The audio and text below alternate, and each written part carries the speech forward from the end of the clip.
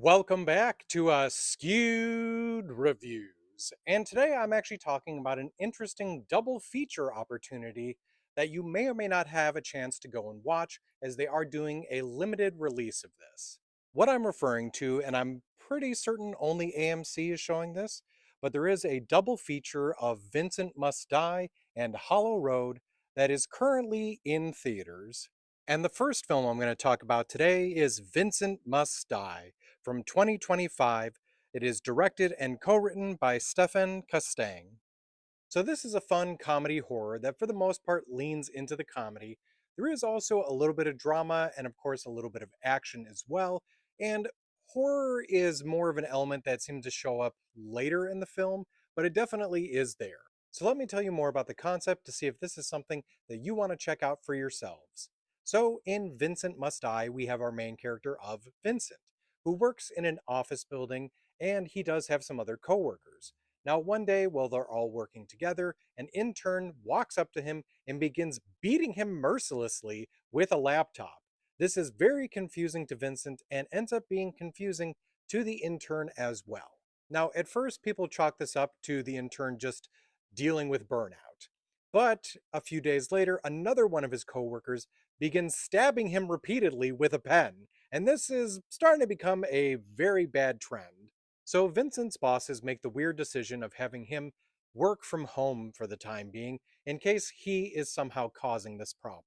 Now, unfortunately for Vincent, he does seem to be the catalyst for what's causing this.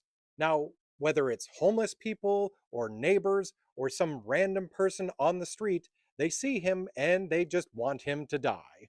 So from here, Vincent tries his best. Well, maybe not his best, but he is trying harder to seclude himself and not be around other people.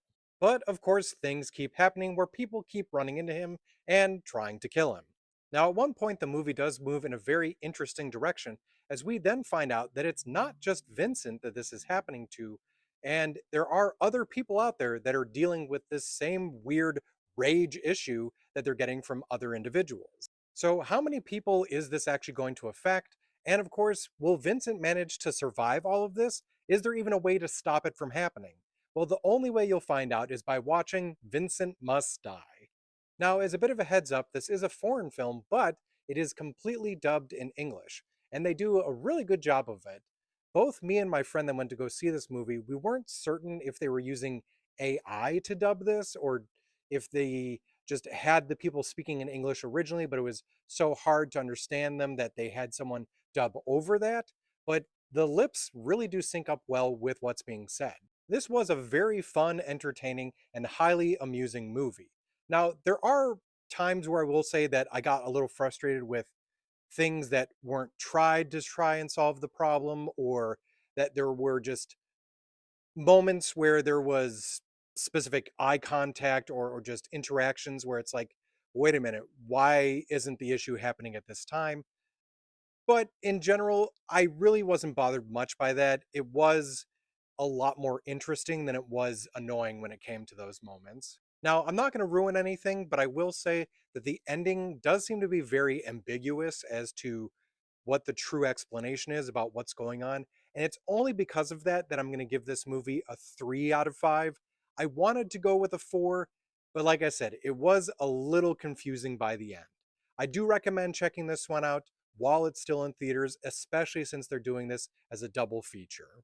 So I hope you enjoyed this episode of Askewed Reviews. And if you've already seen Vincent Must Die, let me know what you thought about it in the comments.